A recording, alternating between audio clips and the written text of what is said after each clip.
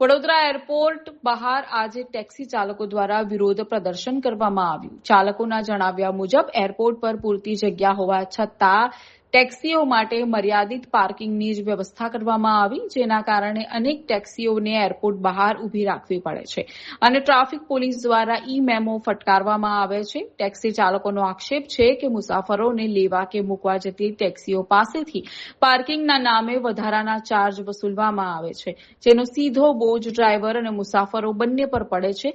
વિરોધ કરી રહેલા ચાલકોનું કહેવું છે કે ઓનલાઈન કેબ કંપનીઓ દ્વારા વ્હાઇટ પ્લેટ ધરાવતા ખાનગી વાહનો અને બાઇક ટેક્સી મારફતે ગેરકાયદેસર રીતે મુસાફરોનું પરિવહન કરવામાં આવી રહ્યું છે, જેના કારણે નિયમિત ટેક્સી ચાલકોના રોજગાર અને આવક પર ગંભીર અસર પડી રહી છે।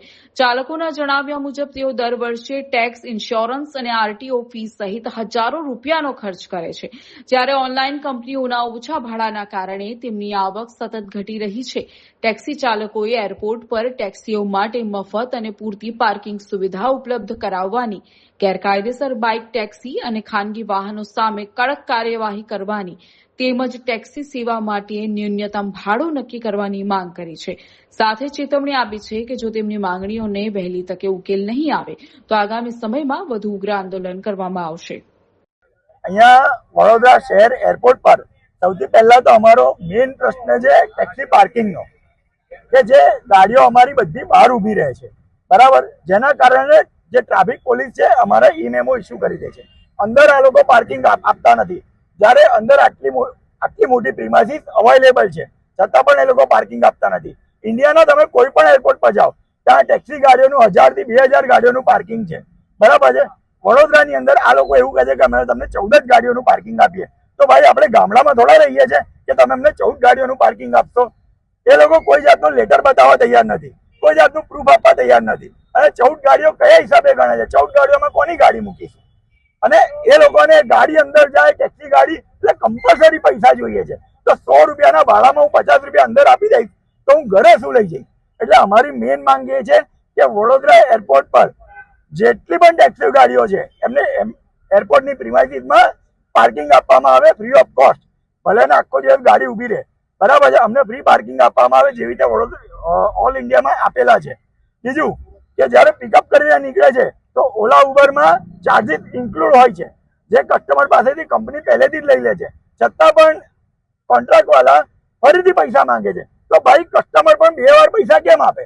અમે કસ્ટમર પાસે માંગીએ તો કસ્ટમર કહે ભાઈ ઓલરેડી કપાઈ ગયા છે। કસ્ટમરની વાત પણ સાચી છે, તો 2 વાર પૈસા કોઈ કેમ ચૂકવે? અમે અમારા ખિસ્સામાંથી પણ કેમ આપીએ કે જયારે અમે તો કસ્ટમરને સેવા આપી રહ્યા છે। બીજી વસ્તુ, વડોદરા એરપોર્ટ વડોદરા શહેરમાં બાઇક ટેક્સી ચાલુ કરવામાં આવી છે, ઓલા, ઉબર, રેપિડો જેવી ઓનલાઈન કંપનીઓ દ્વારા। તો આજે વ્હાઇટ નંબર પ્લેટ વાળી ગાડીઓ અવૈધ રૂપથી ફરે છે, જે અમારા ધંધા પર અસર કરે છે। હવે તો ઓનલાઈન કેબ કંપનીઓએ આ તમામ બાઇકોને ઇન્ટરસિટી પણ આપી દીધી છે। ઇન્ટરસિટીમાં આણંદ, વડોદરાથી આણંદ, નડિયાદ, પાદરા બધે બાઇકો જાય છે। તો આજે જો 300 રૂપિયામાં કોઈને બાઇક પર રાઈડ મળે છે તો ભાઈ અમારી ટેક્સી શાના માટે બુક કરશે? દુનિયાભરનો ટેક્સ અમે ભરીએ છીએ। આજે વર્ષે 35 થી 40 હજાર રૂપિયા અમે ઇન્સ્યોરન્સ અને આરટીઓ ના નામે ભરી રહ્યા છે।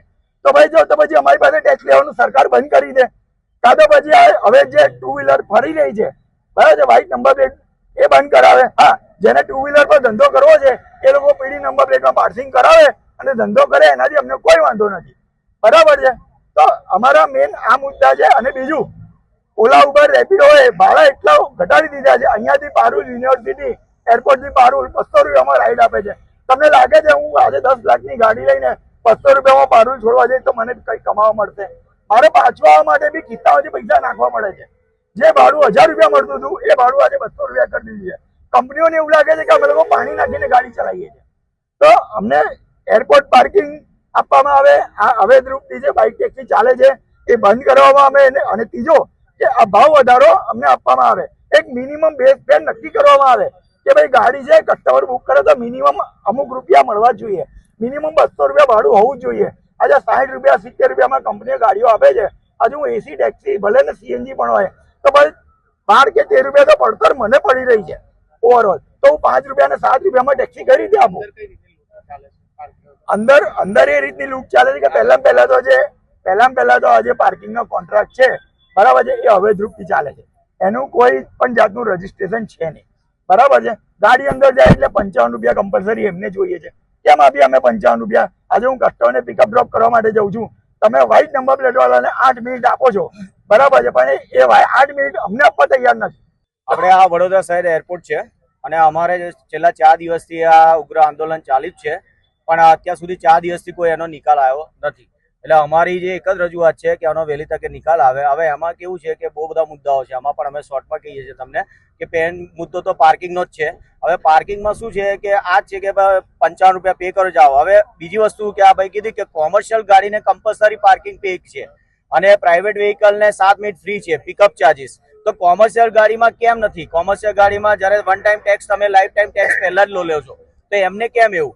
કઈ બી કશું થાય છે તો કોમર્શિયલ ગાડી પર જ કાયદા બને છે, બરાબર. હવે અમારે જો કે ચલો એટલી બધી તો રજૂઆત નથી કરે, અમારે તો પાર્કિંગનો મુદ્દો છે. હવે પાર્કિંગ અમને આપો કમ્પલસરી, કે ગાડીઓ અમે બહાર પાર્ક કરીએ છીએ તો કેટલાય સાંજના ટાઈમે અહીંયા એક્સિડન્ટ બી થાય છે. ગાડીઓ જેમ ક્રોસ કરે છે રાઇડર, તો તૈયારીમાં અહીંયા ગઈકાલે બી અહીંયા એક્સિડન્ટ થયું છે, બરાબર. તો પછી વડોદરા શહેરમાં એક્સિડન્ટ થશે એ લોકોને નહીં દેખાતું. એટલે અમારી ઓથોરિટી જોડે અને ખાસ ઉગ્ર રજૂઆત અમારા વડોદરા શહેરના સાંસદ હેમાંગ જોશી સાહેબ એમને અને મેયર ગીતાબેન મકવાણા એમને અમારી ઉગ્ર રજૂઆત છે અને એક વિનંતી છે કે આનો જલ્દ તરીકે નિકાલ આવે. બસ આ નિકાલ કરો અમારો. અમારા ડ્રાઈવરની એકતા જોઈ લો, વડોદરા શહેરના જેટલા બી સાંસદ છે બધા જ અમારી એક જ એકતા છે. 4 દિવસથી કોઈ ધંધો કર્યો નથી, ખાધા પીધા વગર સવારના લોકો ઉભા રહ્યા છે, બરાબર. અહીંયા રોજના 150 થી 200 ડ્રાઈવર આવે છે, પણ છેલ્લા 4 દિવસથી અને હું હજુ બી કહી રહ્યો છું કે 200 ડ્રાઈવર માંથી કેટલાય ડ્રાઈવરની હાલત એવી ખરાબ છે કારણ કે બધા થાકી ગયા છે. ભાવ વધારો છે નહીં, ઉબેર એની મનમાની કરી રહ્યું છે, પાર્કિંગ વાળા એની મનમાની કરી રહ્યા છે, બરાબર. કોઈને કઈ કશી પડી નથી. હું ખાલી માંગ અમારી એ જ છે કે અમારી આ માંગ છે કે અમને વહેલી તકે પાર્કિંગ નો પ્રોબ્લેમ સોલ્વ કરો, ઉબેરમાં ભાવ વધારો કરો. બસ આ અમારો રજૂઆત છે.